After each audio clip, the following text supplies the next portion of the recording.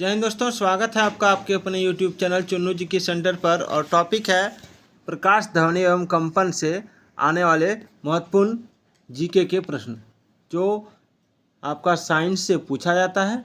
तो चलिए पूरा वीडियो देखिएगा। 5 मिनट में 40 से 50 प्रश्न मैं कराने जा रहा हूँ आपको।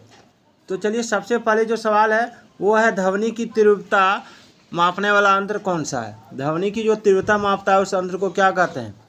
तो देखिए उसको कहते हैं ऑडियोमीटर। क्या कहते हैं? ऑडियोमीटर। चलिए ऑडियो फोन का उपयोग किया जाता है तो कान में लगाकर सुनने के लिए। ऑडियो फोन को कान में लगाकर सुना जाता है।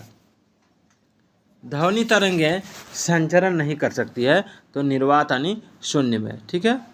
सफ़ेद पर्दे पर छाया बनती है वास्तविक और नुकीली। सफ़ेद पर्दे पर वास्तविक और नुकीली छाया बनती है।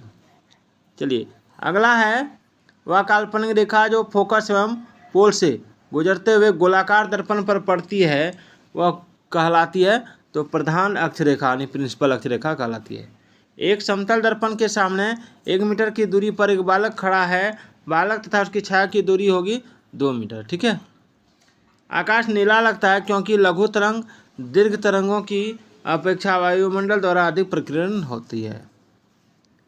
चलिए समुद्र नीला प्रतीत होता है तो आकाश के परावर्तन तथा जल के कणों द्वारा प्रकाश के प्रकीर्णन के कारण। ठीक है। यदि किसी ऐनक के लेंसों की शक्ति +2 डायोप्टर हो तो इसकी फोकस दूरी होगी इसकी फोकस दूरी होगी 50 सेंटीमीटर। ठीक है।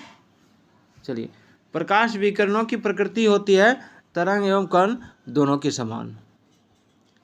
चलिए प्रकाश एक प्रकार की ऊर्जा है जो संचरित होता है। क्या संचरित होता है? तो विद्युत चुम्बकीय तरंगों के रूप में। ठीक है।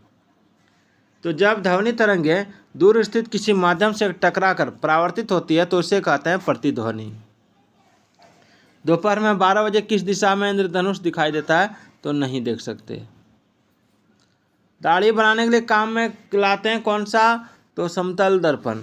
और प्रकाश का निर्वात में वेग अनुमानतः होता है 3 गुना 10⁻8 मीटर प्रति सेकेंड। और प्रकाश का पानी में वेग अनुमानतः होता है 2.25 गुना 10⁻8 मीटर प्रति सेकेंड। और प्रकाश का कांच में वेग अनुमानतः होता है 2 गुना 10⁻8 मीटर प्रति सेकेंड। और प्रकाश की चाल जो है सबसे अधिक होती है वायु तथा निर्वात में। पढ़ने में काम आने वाले ग्लासेस किस प्रकार के लेंस से बनते हैं? तो उत्तल लेंस तथा अवतल लेंस से। दो उत्तरोत्तर श्रृंग अथवा दो उत्तरोत्तर गर्त के बीच की दूरी को कहा जाता है तरंग दैर्घ्य। प्रकाश के 7 रंग होते हैं। रंगों को अलग करने का तरीका है एक प्रिज्म से रंगों को अलग किया जा सकता है। श्वेत प्रकाश को अपने अवयवी रंगों में विभक्त होने की क्रिया को कहते हैं वर्ण विक्षेपण। चलिए दूरदृष्टि से पीड़ित व्यक्ति को कठिनाई होती है निकट की वस्तु स्पष्ट देखने में। उचित रीति से कटे हीरे की असाधारण चमक का आधारभूत कारण यह है कि उसका अति उच्च अपवर्तन सूचकांक होता है। हीरे का अपवर्तनांक होता है 2.42। किसी अपारदर्शी वस्तु का रंग उस रंग के कारण होता है जिससे वह परावर्तित करता है। चलिए अभी और बहुत सारे प्रश्न हैं इसमें।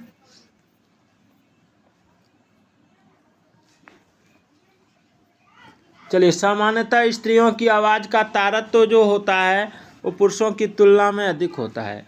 और किसी इलेक्ट्रॉनिक घड़ी में लोलक घड़ी की समतुल्य पुर्जा होता है क्रिस्टलीय दौलित्र में। एक रंगीन टेलीविज़न में 3 आधारभूत रंगों के मिश्रण से रंग बनते हैं और लाल, हरा तथा नीला रंग बनता है।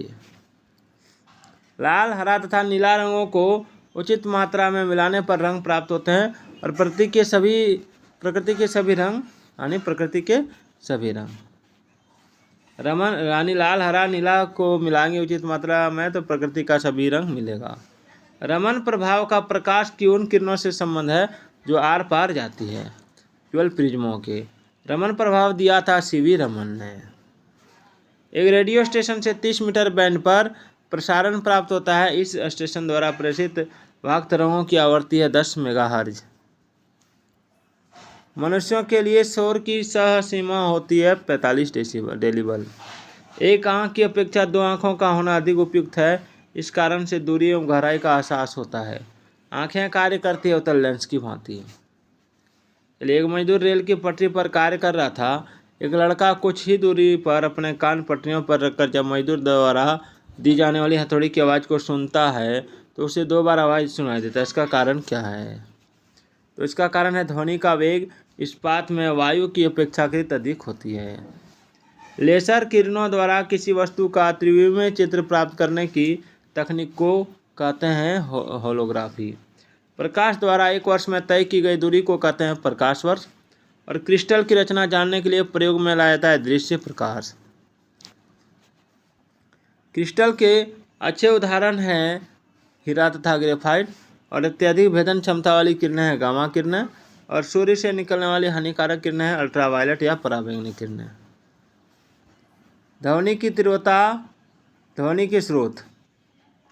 साधारण बातचीत 30 से 40, देखिए तीव्रता डेसिबल है। जोर से बातचीत 50 से 60, ट्रक ट्रैक्टर 90 से 100, ऑर्केस्ट्रा 100, विद्युत मोटर 110, मोटरसाइकिल 110, सायरन 110 से 120, जेट विमान 140 से 150 और मशीन गन 170 और मिसाइल 180। इसका ये डेसिबल है।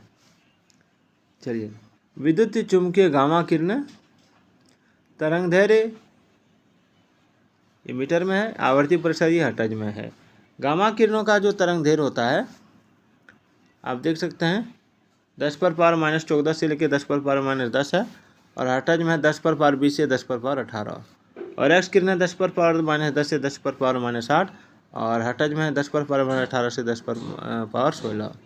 पराबैंगनी किरणें 10⁻8 से 10⁻7 और हर्ट्ज में 10⁻16 से 10⁻14। ये मीटर में है, ये हर्ट्ज में है। चलिए, लघु रेडियो तरंगें हैं 10⁻3 से 1 और 10⁻10 से लेकर 10⁻8। और दीर्घ रेडियो तरंगें 1 से लेकर 10⁻4 से लेकर 10⁻6 से 10⁻4। चलिए आगे बढ़ते हैं। अल्ट्रावायलेट या पराबैंगनी किरणों को पृथ्वी पर आने से रोकती है ओजोन परत। और सूर्य के प्रकाश में रंग होते हैं 7: बैंगनी, जामुनी, नीला, हरा, पीला, नारंगी एवं लाल। प्राथमिक रंग कहते हैं लाल, हरा एवं नीला को। और प्राथमिक इंद्रधनुष में बाह्य रंग लाल तथा भीतरी रंग होता है बैंगनी। द्वितीयक इंद्रधनुष में बाह्य रंग बैंगनी तथा भीतरी रंग होता है लाल। लाल, नीले तथा हरे रंग के प्रकाश का पुंज एक स्थान पर पड़ता है तब प्रकाश का रंग हो जाता है सफ़ेद। और लाल, हरे और नीले रंग को मिलाने से बनने वाला रंग है पीला। और कंपन का आयाम बढ़ने पर ध्वनि की तीव्रता बढ़ जाती है। और कंपन का आयाम बढ़ने पर ध्वनि की तीव्रता बढ़ जाती है और ध्वनि की चाल में वृद्धि हो जाती है ताप और आर्द्रता के बढ़ने से। और दो व्यक्तियों की पारस्परिक बातचीत में ध्वनि उत्पन्न होती है 30 से 50 डिग्री डेसिबल। तो ये था आज का बहुत इंपॉर्टेंट सवाल। तो फिर इसमें और अभी सवाल बाकी है, इसको अगले वीडियो में करेंगे। तो चलिए फिर मिलते हैं। जय हिंद, जय भारत।